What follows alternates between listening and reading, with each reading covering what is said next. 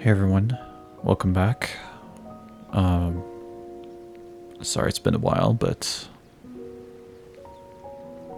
I didn't really have much to talk about by any means, but to be honest, I think I need to talk about this.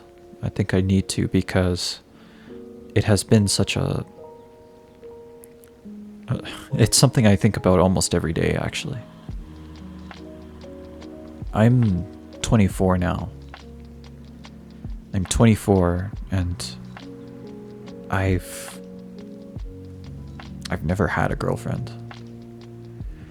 I've never been in a relationship. I think I've had a couple romantic encounters. I guess that's what you would call them.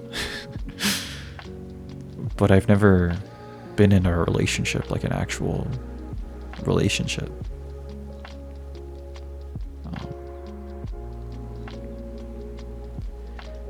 And quite honestly, I don't like to talk about it because it makes me feel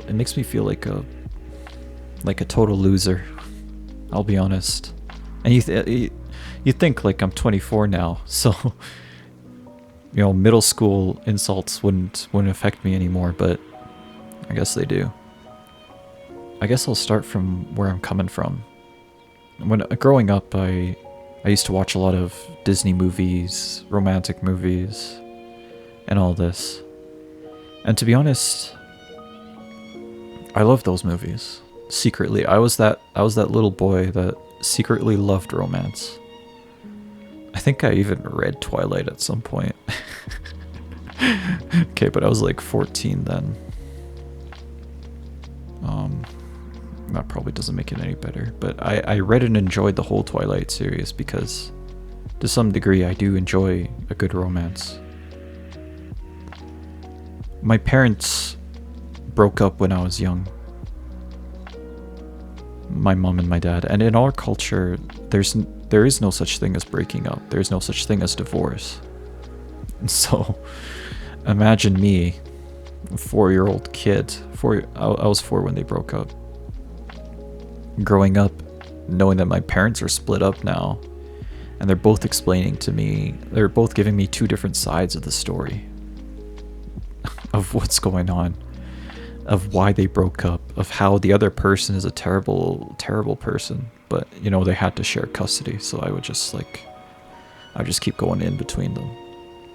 I think one of the long-term effects of that is that I'm able to empathize with people with vastly differing opinions than me. I'm able to empathize with a lot of people because growing up, most of my life was spending time on 2 polar opposite sides, my mom and my dad. And they had completely different opinions on basically everything. And another thing is that it's really hard for me to know what's right because, I would get 2 different opinions on what is right every time I asked. And I think another problem is that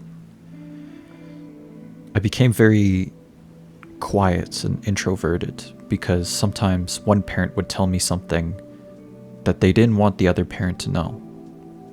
So I learned to just keep my mouth shut and just not to talk. I think there's a bit of a genetic component to that too. I think I'm just naturally a quiet person, naturally kind of introverted. But needless to say, the situation didn't help. I was always the kid with the secrets, if you can imagine that. I always had the secrets, carrying around people's secrets. Eventually, time moved on, and both my parents remarried. My dad remarried first, and then it was my mom. But my mom was in that relationship for a long time. They stayed together for something like 10 years before they married, mostly because they both had to finish school and stuff and settle down before they could really settle down in marriage, right? My dad, he found a different woman overseas, married her in Pakistan, I think, and like he married overseas and then he brought his wife back home with him to Canada kind of feel. And legally you're allowed to do that. But sometimes even in those new relationships, I see obviously couples fight. And couples fight a lot. But I don't know, for me it's extra scary when either of my parents fight with their new soulmates. It's extra scary to me because I kind of get scared it's going to happen again, that they're going to split up. My dad has two new kids with his wife, and I'd really hope that they don't have to live in a split home like I did, but I have no control over that situation. Every time my dad and his new wife fight, I get kind of scared, and I think about that. I think about what happened to me, and I hope that I hope they would stay together, and I hope that they're happy. I feel the same way when my mom fights with her new husband. Often it can kind of feel like, oh shit, this is it. Like they're gonna break up. Like that's just what's gonna happen. And then currently I'm living with my mom and my stepfather. So if they break up, then I have to leave this house and support my mom in some way. So there's the realities that are setting in for me as well.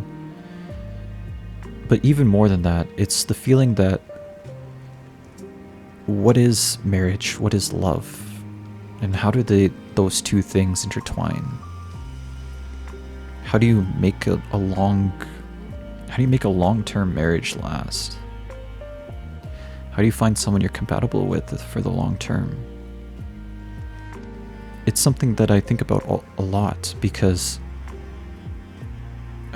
of what happened to me and my family. Like, honestly, that's one of my biggest goals in life, to have a successful marriage that lasts a long time, until death do us part. How do you have a successful marriage? I don't really know. I'm so unsure. And we circle back into my 8-year dry spree. Suffice to say, dating is not great as a man. I've been honestly an eligible bachelor since high school, since I was 16. I'm a far better person now than I was when I was 16, but it still kind of hurts to think about that for 8 years, basically nothing has happened. Like, I mean, I guess I have had a couple, like, romantic encounters here and there, but I never had a relationship, even a small one, even something that, like, lasted less than a month. No, I never had something like that. So, I'm thinking, it's like I'm out here thinking about the end goal, but I can't even figure out, the first steps.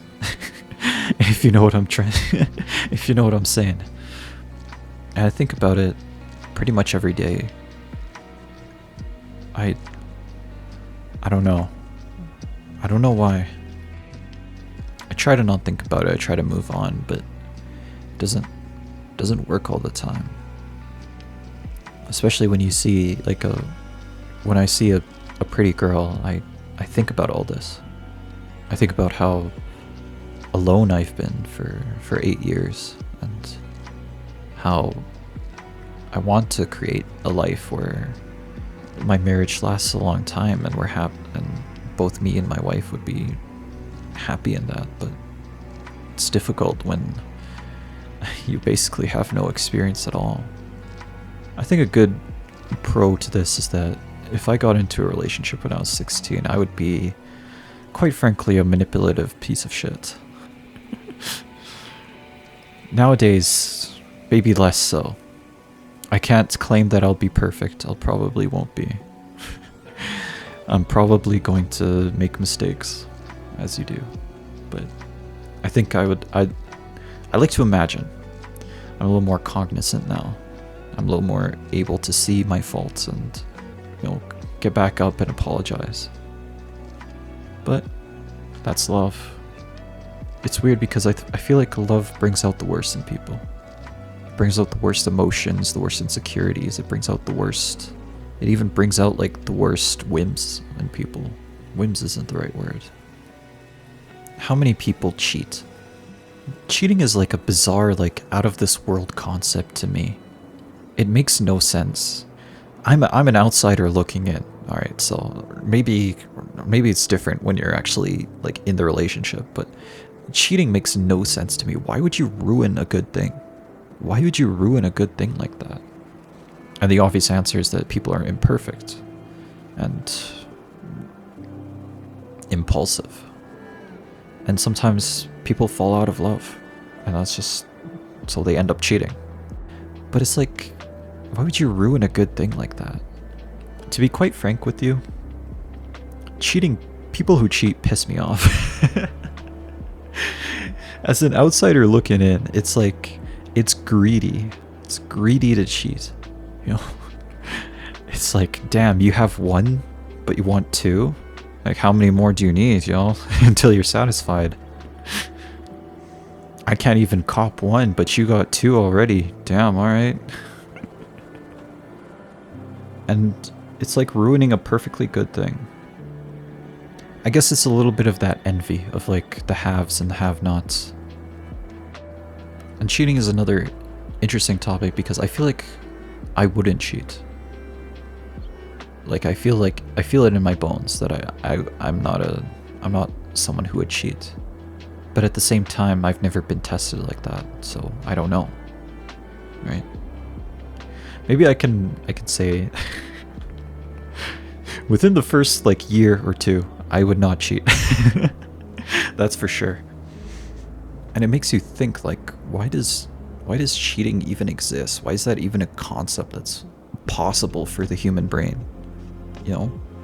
Now this is gonna sound like bro science because it is, so don't trust me on this, but this is just me faffing around right now. Maybe cheating exists because back in the caveman days, or not even that far behind, like you would just, like the human body's designed to reproduce and to take care of children. Like that's pretty much our goal in life. So you would cheat, have another person's child, especially if you're a man, you would just like shack up a bunch of girls and then just run away, because technically all a girl needs to raise a child is herself and maybe the support of like some family members or her village. Right, so. And as a woman, maybe you feel like a certain person is going to protect you more than another person, or protect your child more. It's like the appeal of a fling, you know, the impulsive fling. I feel like a lot of lust is basically just your body tricking you into having children. And then what are you gonna do? Now you have a child you're stuck with. You're gonna raise it now. But apparently we've moved past that age where lust can trick us into having children, because you know there's inventions like condoms and birth control now, so technically we don't have to deal with the consequences of lust anymore.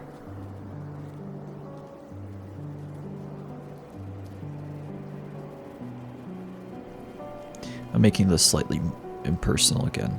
I need to go back. I feel like I need to talk about this to kind of reach a certain type of peace to it. I don't know, like a certain level of peace with this whole topic, because like I said, I think about this almost every day. I know I shouldn't, but it happens whether I want it to or not. It really does hurt to think about that for 8 years I've basically been alone.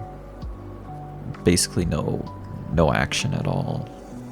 And it's not even about the action, it's about those Disney movies, man. Like Disney movies and media and entertainment convinced me that I would have a love story. I would have a love story while in high school. And some people did. Some people had their high school love story. And some of those people married that person. Some people broke up. I'm still waiting for my high school love story. I never got it. And then they promised me, oh yeah, you're gonna have a college love story. I graduate in like less than a year. I'm still waiting for my college love story. I never had it. It never happened to me. I feel kind of angry. I feel like I've been lied to. I feel like I was promised something in life and I never got it. I never got it, and I'm just empty, lost and confused.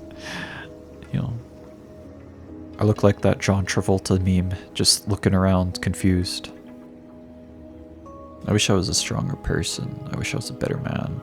But becoming a better person takes hard work and often involves doing stuff you don't really want to.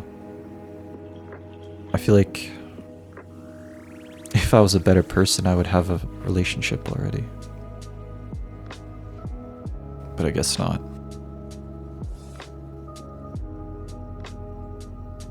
Yeah, this is the type of shit I made this channel to talk about. It is a journal channel, I guess.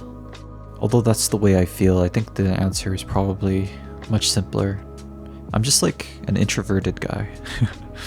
You know, I'm introverted and I'm not very social.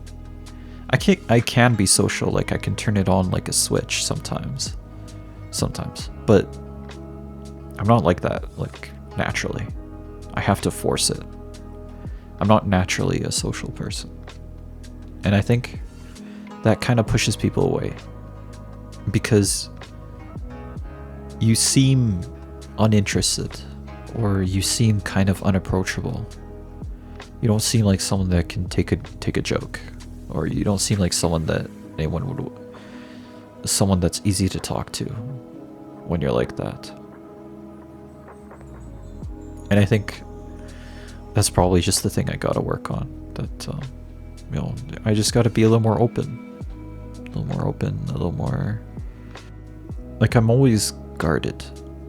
I don't like being open with people because to some degree I'm afraid of what they'll think of me. And while I developed that defense mechanism for myself, I don't think it's working in this situation. Right? In high school and below, junior high and everything, that's a great defense mechanism. Just tell people what you think they want to hear, and avoid telling them some of your deeper, darker not secrets. Avoid telling them stuff that they think they'll find funny. Or sorry, what? Avoid telling them stuff that you think that they will bully you for. Let me put it that way, yeah. Or tease you for.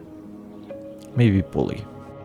But in college and beyond, maybe even a little bit of like the last year of high school, all those things that you hid in high school or below, those are what make you unique.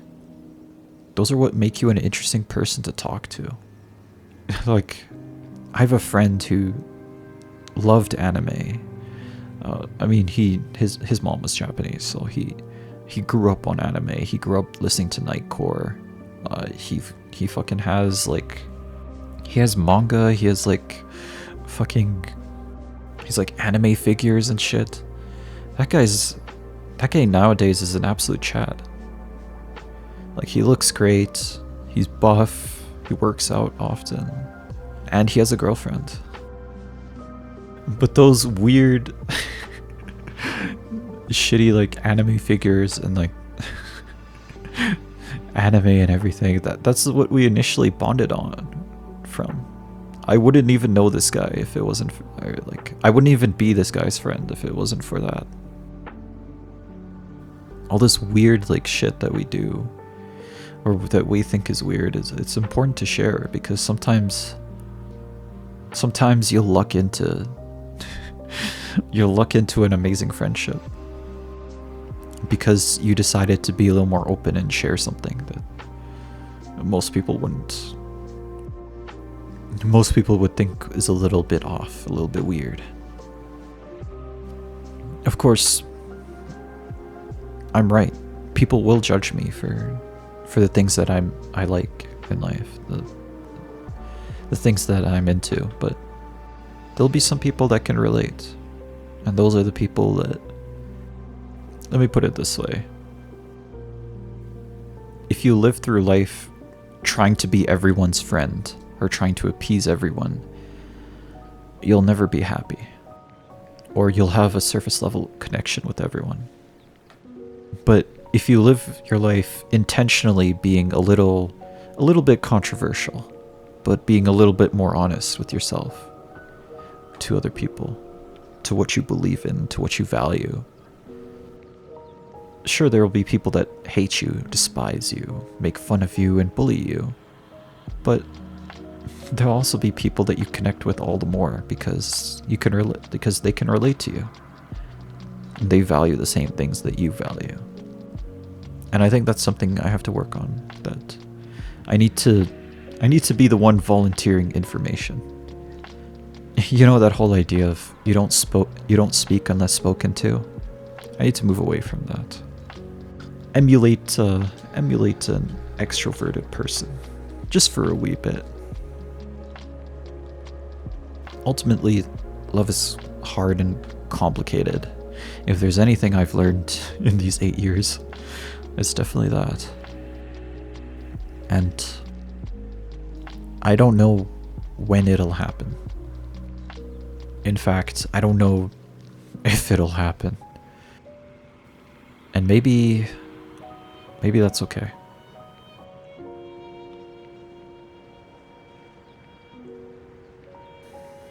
Maybe that's okay.